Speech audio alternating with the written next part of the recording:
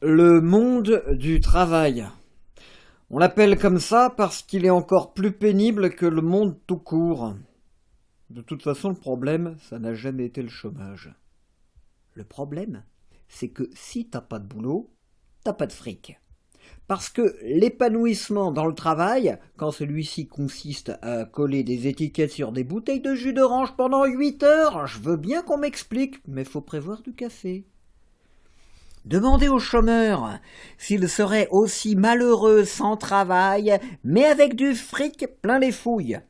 Et demandez aux fils de bourgeoisifs s'ils commenceraient pas à trouver le temps long, assis sur une grille de métro, à se réchauffer l'as de trèfle. Y a pas à discuter. Dans la vie, le truc le plus relou de tous les trucs relous, c'est d'être obligé de bosser pour avoir de la monnaie. Didier a eu un patron. Il avait des dents de lapin. À table, quand il parlait en bouffant, il t'envoyait des projectiles à la gueule. À la fin du repas, t'avais les confettis du menu sur les joues. Tout le monde le savait, mais personne ne mouffetait. Fallait seulement pas arriver le dernier à table pour s'asseoir à bonne distance. En plus, il passait son temps à te raconter sa vie façon héroïque fantaisie. Et toi, tu étais censé l'écouter en t'extasiant. Le nombre de types qui passent leur temps à t'expliquer leur bonheur, tu te demandes s'il leur en reste un peu pour être heureux. Le taulier tapait dans la caisse pour payer des fringues un petit démon de midi qui se carrossait dans le dos de sa légitime. Au bout de 3 mois, il a licencié un mec parce qu'il rentrait moins de fric. L'entreprise commençait à capoter, mais ses burnes frisaient le plein emploi. Je voulais vous demander, comme ça fait 3 ans que je travaille au Black, que depuis j'ai pas eu une augmentation, ni de sécu, ni de congé payé, j'ai pensé que vous pourriez peut-être éventuellement me déclarer cette année. Non. Je te dis non. Non. Tout de suite, je te dis non et je t'explique pourquoi. Pas la peine, j'ai pigé tout seul. C'est facile à prononcer, il y a que 3 lettres, dont 2 fois la même. Je comprends parfaitement pourquoi un con comme toi aime bien dire non. Dans ce pays, il y a un truc qui déconne. On te demande de trimer davantage pour gagner moins. Le progrès social, il y a urgence à l'inscrire au cours de rattrapage. Parce qu'à part fermer sa gueule, on lui a pas enseigné grand-chose ces derniers temps à la classe ouvrière. Et ce sont toujours les mêmes fumiers qui te tiennent les bourses par le cordon de la leur. On te sodomise à sec et on te demande de sourire.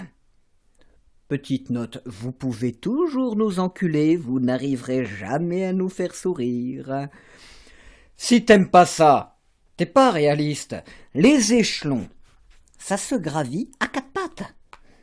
Faut se compromettre sans arrêt, faire la girouette autour des paies d'humeur du grand Manitou. Serrer les paumes moites des courtisans qui tutoient le patron, lequel leur refile en échange ses névroses sur fond d'intrigue. Quand le négrier a un rhume, si t'es malin, t'as des Kleenex sur toi. Si tu es vraiment très fort, tu t'arranges pour choper la grippe. L'esclavagiste, en te voyant encore plus naze que lui, il va te trouver sympathique. Il va sentir que tu t'investis dans ton boulot. Reconnaître ta compétence. Faire carrière, c'est prendre en compte des paramètres, comme les microbes. Didier s'était pas mal carbonisé dans pas mal d'endroits, avec une sorte d'inaptitude à prendre les enculés pour autre chose que des enculés. Quand effectivement, ce sont de beaux enculés, que tout le monde le sait, et que justement, il faut pas leur montrer.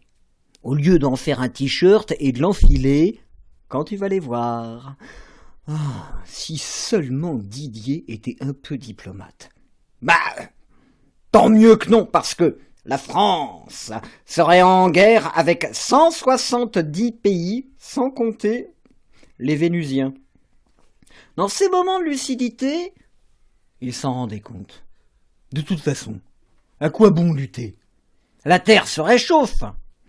De Nouakchott à Niamey, c'est des villes pas connues, il n'y a plus un parasol en vie. Le désert progresse tous les jours. Et moi, à 32 ans, je sais toujours pas retendre ma chaîne de moto. Dans ces pays maudits par le soleil, les nouveau-nés sont moins gros que les pattes des mouches grouillantes qui leur font des raybanes velus. C'est une jeune vierge allemande qui avait sensibilisé Didier à l'écologie.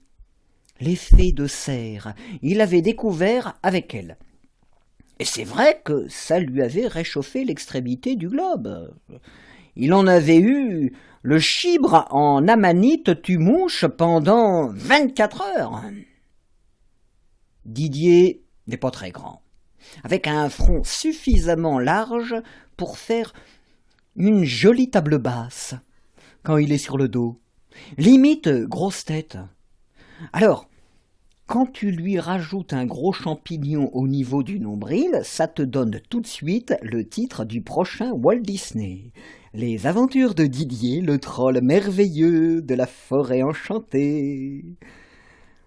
C'est ce qu'il a décidé à voter pour Dominique Voynet. En plus, elle est baisable, hein, Dominique Voynet. Non? Je me la baiserais bien, moi, Dominique Voynet.